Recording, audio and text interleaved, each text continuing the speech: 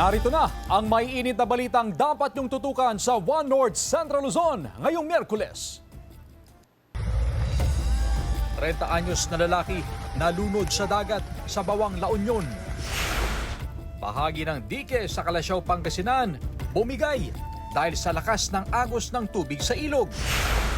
Probinsya ng Benguet nagdeklara na ng state of calamity matapos makapagtala ng mahigit sa 1 billion pesos na danyos. At iba't ibang laro ng lahi tampok sa kapistahan ng San Leonardo, Nueva Ecija.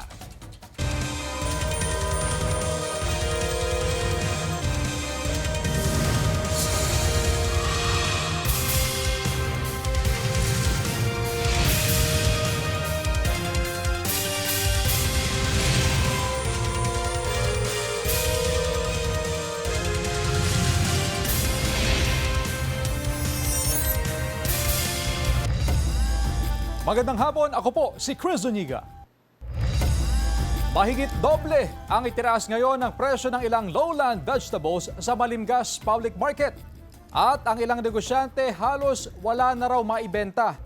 Yan ang balitang tinutukan live ni Sandy Salvacio. Sandy? Chris, iba't ibang suliranin ang idinadaing ngayon ng mga vegetable vendors dito sa Malimgas Public Market. Presyo at supply ang problema sa mga lowland vegetable habang pagkasira naman ang problema sa mga highland vegetable. Matumal na ang bentahan, bunsod ng nagdaang kalamidad, lalo para humina ang bentahan ngayon sa Malimgas Public Market dahil naman sa pagtaas ng presyo ng lowland vegetables. Mahigit doble na kasi ang itinaas sa presyo, tulad ng talong na dating nasa 40 to 80 pesos kada kilo, ngayon ay nasa 120 to 200 pesos na. Ang sitaw, nasa 180 pesos kada kilo ngayon, na dating nasa 60 to 80 pesos. Tumaas naman ng 40 to 60 pesos ang kada kilo ng ampalaya at okra. Opo, nakabudget. Walang kita eh. Tipid-tipid. Medyo matumal po man. Dahil sa bagyo siguro, maraming nasisirang gulay mo. Tsaka may mataas, may Kung dati maraming gulay na pagpipilian ang mga mamimili, ngayon halos wala nang may benta ang mga nagtitinda sa kanilang mga pwesto. Si Nanay Bona hindi raw nakabili ng gulay sa Urdaneta Bagsakan Market dahil sa taas presyo ng mga gulay. Puro mahal. Kung ibibenta namin na yung presyo na ganong binibili nila, lugi naman kami. Kaya ginagawa namin, pas muna. Ayon sa Samahang Industriya ng Agrikultura, kulang ang supply ng gulay ngayong linggo matapos mag-early harvest ang mga magsasaka noong mga nagdaang linggo dahil sa sama ng panahon. Ngayon, expected na yung mga dapat harvest ngayon, na-harvest, no? And nabawasan yung mga stocks. Ang mga binebenta namang highland vegetables sa merkado, apektado ang kalidad dahil sa pagkaka-expose sa ulan. Halos ipamigay na ng ilang nagtitinda ang mga bentang gulay dahil pasira na ang mga ito. Chris, may mga bumaba at tumaas na presyo ng highland vegetables ngayong araw. Ang carrots ngayon, Chris, ay bumaba na dating nasa 50 to 80 pesos kada kilo. Ngayon ay nasa 30 to 50 pesos kada kilo na. Bumaba rin ng 20 pesos. Ang repolyo na ngayon ay nasa 40 pesos kada kilo. Habang 10 pesos naman ang ibinaba sa presyo ng Mombok na ngayon ay nasa 50 pesos kada kilo. Tumaas naman ang presyo ng Benguet beans na ngayon ay nasa 160 pesos kada kilo at dating nasa 120 pesos kada kilo. Doble rin ang itinaas sa presyo ng bell pepper na ngayon ay nasa 200 pesos kada kilo. Ayon sa mga nagtitinda ng highland vegetables ay nagkakaroon din sila ng problema sa supply ng gulay na ibinabagsak dito sa lowland area. Chris? Maraming salamat, Sandy Salvacio. Mga kapuso, not possible o hindi pa rin nadadaanan ng lahat ng uri ng sasakyan ang Candaba-San Roque Road sa Candaba, Pampanga. Mataas pa rin kasi ang antas ng baha sa ilang bahagi ng kalsada dulot ng mga pag-ulan nitong mga nakaraang araw. Ang nasabing daan ay nagdurugtong sa barangay Paralaya at barangay Magumbali. Kaya pinapayuhan ang mga motorista na mag-ingat at manatiling alerto sa sitwasyon sa mga daanan sa bayan, lalo na ngayong nararanasan pa rin ang pagbaha.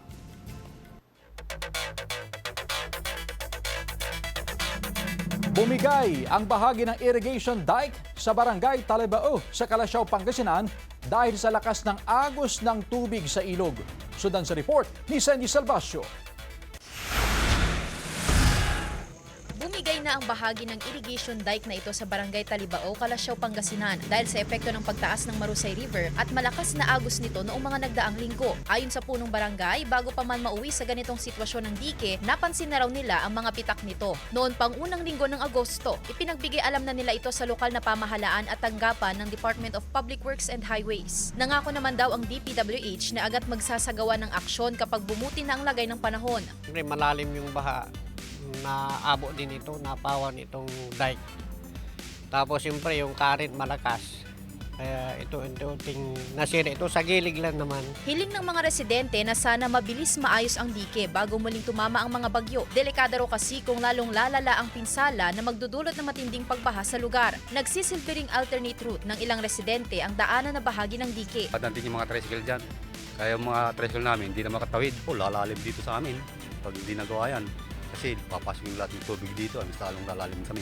Patuloy naman ang koordinasyon ng lokal na pamahalaan sa Barangay Council at DPWH. Itong project po na ito ay sa national government po, project po siya ng DPWH. Pwede pong mangyari dyan, ma'am, is lumawak po yung maaapektuhan po dahil yung tubig na nabablock noong dike ay pupunta po yan sa mga kabahayan. Patuloy na nakikipag-ugnayan ang One North Central Luzon sa Municipal Engineering Office at DPWH pero wala pa silang pahayag. Kasama si Ron Alister Tañedo, Sandy Salvacio, One North Central Luzon.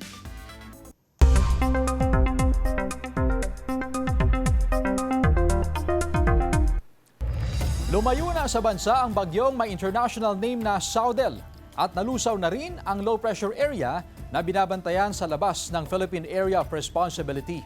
Pero dahil hinihila pa rin ng bagyong Saudel ang habagat, asahan pa rin ang maulang panahon sa Luzon pati na rin sa Western Visayas. Base naman sa datos ng Metro Weather, may tsansa ng hanggang katamtamang ulan sa halos buong Northern at Central Luzon. Posible namang mabawasan ang ulan sa gabi pero may tsansa pa ring ulanin sa mga oras na yan ang Zambales at Bataan. Posible ang pag-ulan sa iba pang bahagi ng bansa. Isang lalaki ang nalunod sa dagat sa Bawang La Union. Nakaalerto, Jasmine Gabriel Galban. Nauwi sa trahedya ang dapat sana'y birthday celebration at bonding ng magkakamag-anak. Nasawi ang 30 anyos na lalaki matapos malunod sa dagat sa Bawang La Union. Sa investigasyon ng otoridad, kasama ng biktima ang ilang kaanak mula sa mga taram Pangasinan na dumalo sa birthday celebration ng Sabado. Naligo sa dagat ang biktima pero hindi nito nakaahon pa. Rumisponde naman po agad yung tropa natin, ma'am. Yung mga investigator tsaka yung mga patrollers natin. At pagdating po nila doon, ongoing na po yung search and retrieval operation, ma'am, na kinakandak ng Philippine Coast Guard, Bureau of Fire Protection, tsaka yung MDRRMO po natin. Pero sa kalakasan po kasi ng sa lakas po ng alon, itinigil po nila yung search and retrieval operation nila, ma'am. Lumalabas na nakainom ng alak ang biktima ng maligo sa dagat. Kasama niya yung pinsan niya na nag-iinuman po. Tapos according po sa pinsan niya is pumunta po siya na lumangoy. Yun hindi na po siya nakabalik. Naiuwi ng mga labi ng biktima sa mga taram Pangasinan. Sinisikap ng GMA Regional TV 1 North Central Luzon na makuha na ng pahayag ang mga naiwang kaanak ng biktima. Samantala, patuloy ang panawagan ng pulisya sa publiko na iwasang maligo sa dagat o ilog kapag nakainom ng alak.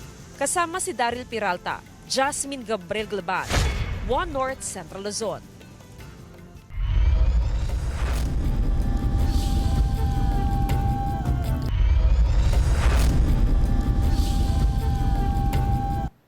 Arestado ang 3 katao kabilang na ang isang menor de edad matapos salakayin ng otoridad ang isang drug den sa Agoo, La Union.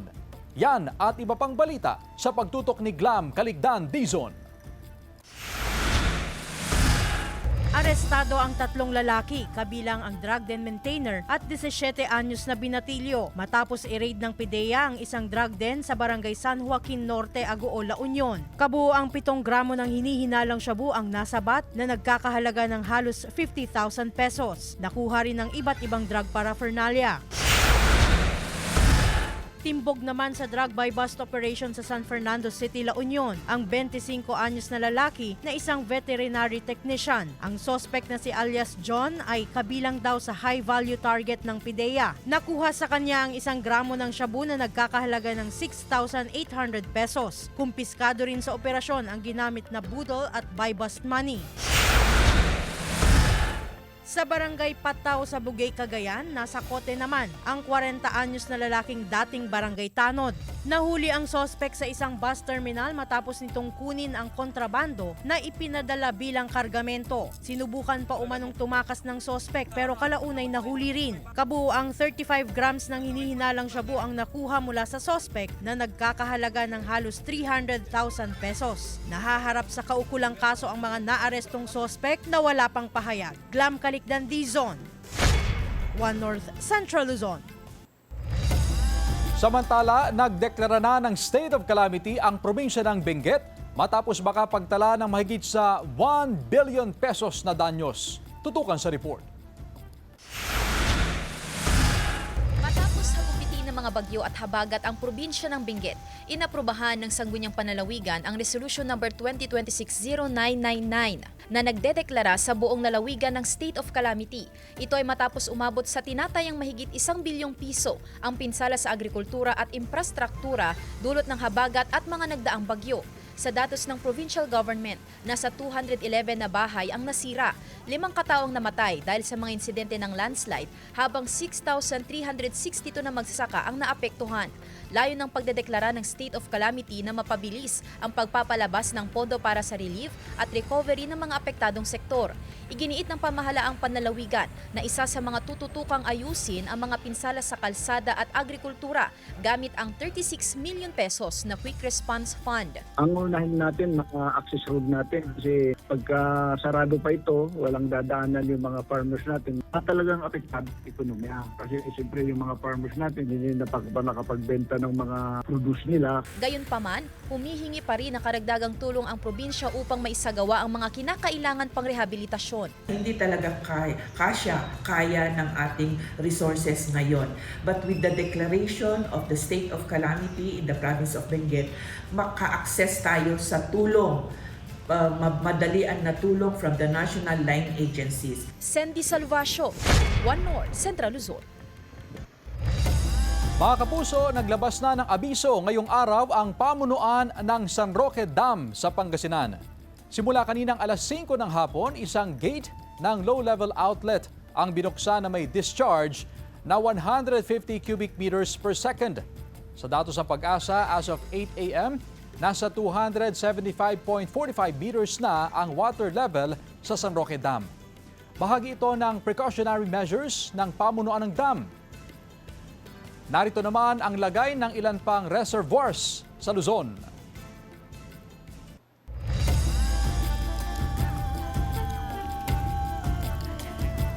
₱53 hospital beds ng St. Luke's Medical Center, Global City, inilaan para sa zero balance billing. May ulat, Jubal Fernandez. Sa kanyang State of the Nation Address o SONA noong 2025, inanunsyo ni Pangulong Bongbong Marcos ang zero balance billing sa 87 DOH hospital sa bansa. Sagot ng PhilHealth ang pagpapakonfine at pagpapagamot ng pasyente sa ward.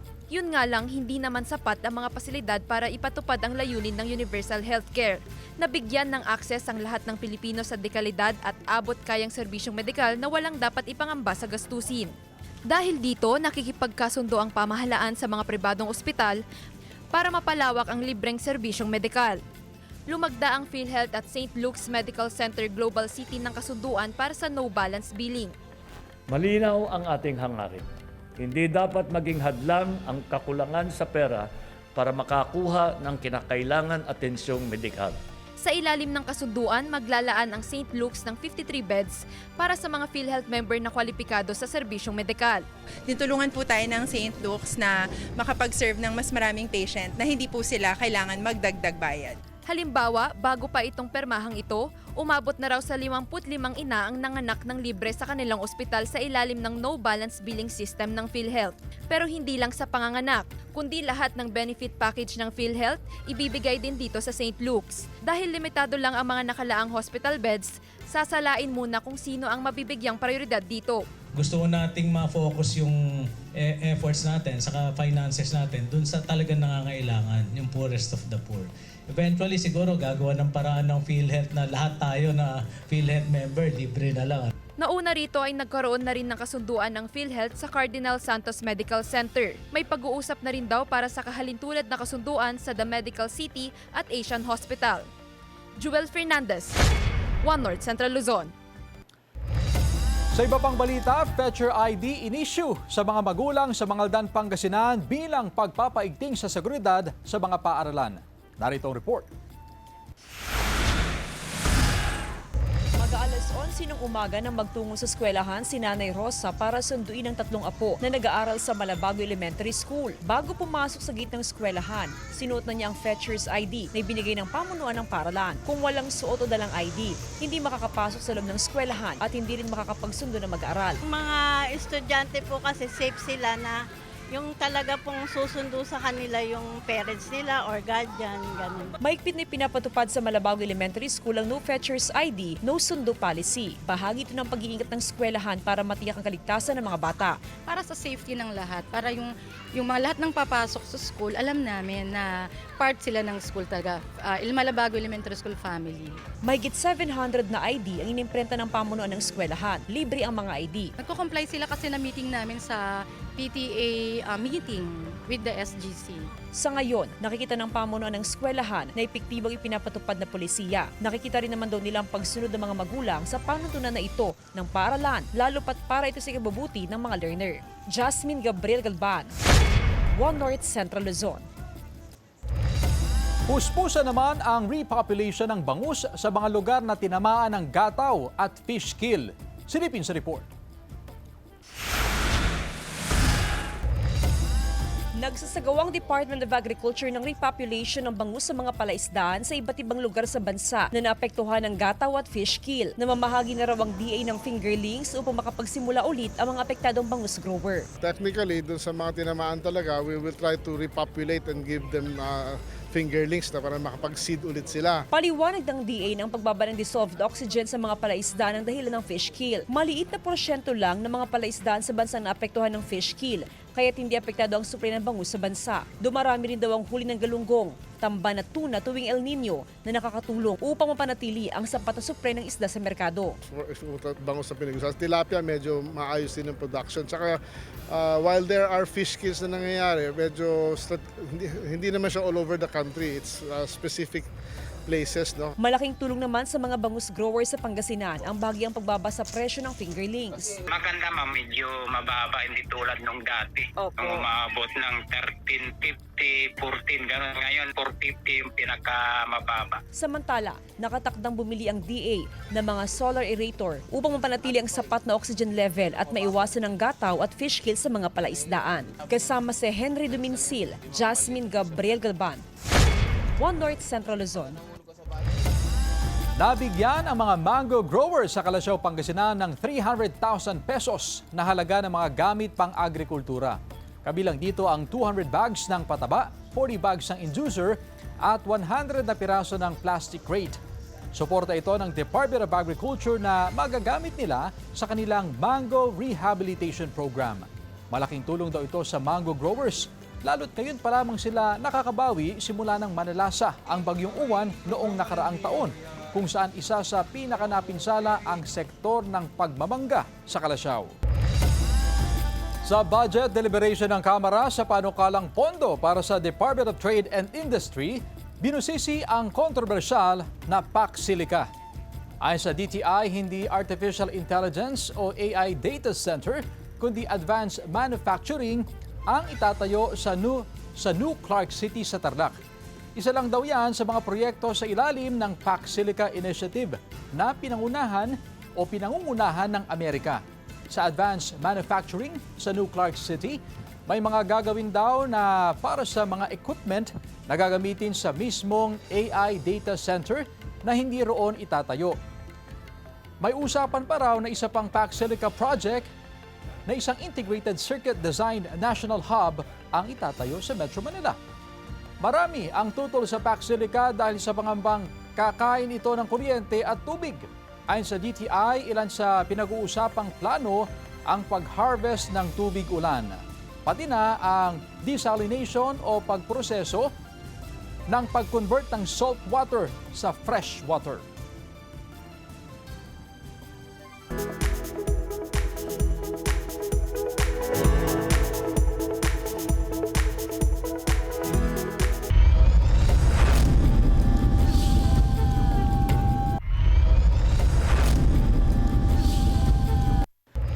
Planong taasan ng Department of Energy ang multa sa mga magnanakaw ng kuryente. Mula sa 5,000 pisong multa, iminumungkahi ng DOE na gawin niyang 50,000 piso. Nakikipagtulungan na raw sila sa mga ahensya ng gobyerno sa panguhuli sa mga nagnanakaw ng kuryente. Hinihikayat din nila ang publiko na magsumbong sa pamamagitan ng eGov.ph platform. Inanunsyo ng DOE na natapos na nila ang kanilang technical study sa system loss charges at kung paano ito aalisin alinsunod sa utos ni Pangulong Bongbong Marcos. At plano nila itong unti-unting alisin. Idineklarang no-build zone ang lugar kung saan nagkaroon ng landslide sa San Fernando City, La Union. Naritong report. Bagamat maayos ng lagay ng panahon, hindi raw maiwasang mangamba ni Mary Ann para sa kanilang kaligtasan. Kapag lumakas ma'am, matakot kami. Baka malandslide. Mula sa Alert Level 3, ibinaba na sa Alert Level 0 ang bahagi ng Purok 5 sa barangay Nagyubuyuban kung saan naitala ang landslide na ikinasira ng 11 bahay at maging ng kalsada. Ibig sabihin, sa nakalipas na mga araw ay wala nang naitalang mga paggalaw o pagguho ng lupa. Pero sa kabila niyan ay diniklara ng no-build zone ang lugar. Ay, hindi na po ma'am pwede. Parang no-build zone. Oo, no-build zone na sa noon. Wala na pong, hindi na pwedeng pag-anuan ng bahay, pagpatayuan. Pag-aaralan ng provincial government ang posibleng relocation o paglilipatan sa mga apektadong pamilya. Samantala, posibleng ilipat o humanap ng panibagong kalsadang dadaanan ng mga residente sa lugar. We may have to find another route for road to replace it. Kasi ilang beses na rin namin rini-repair and then something happens to that way. So, eto nangyari, there might be a necessity to reroute the road going there to make it stable. Kasama si Daryl Peralta, Jasmine Gabriel Galban, One North Central Luzon.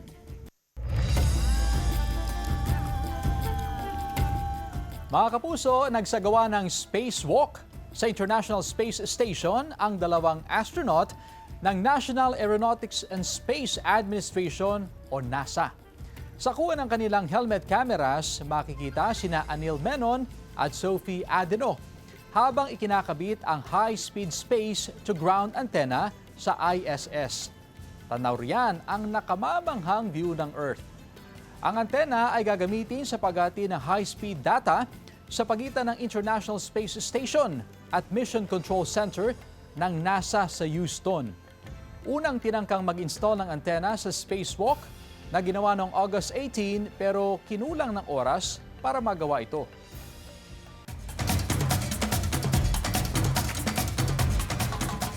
Iba't ibang laro ng lahi tampok sa kapistahan sa San Leonardo, Nueva Ecija.